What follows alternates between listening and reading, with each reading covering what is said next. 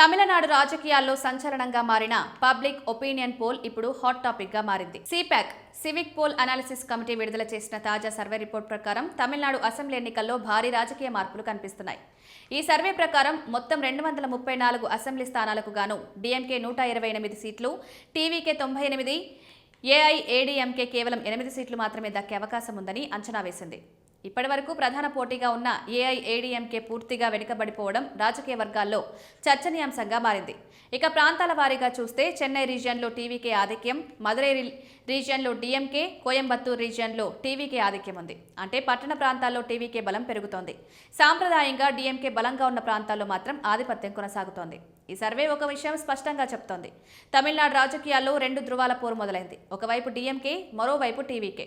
మొత్తానికి అధికార మార్పు జరిగే అవకాశం ఎంత? టీవీకి నిజంగానే గేమ్ చేంజర్ అవుతుందా?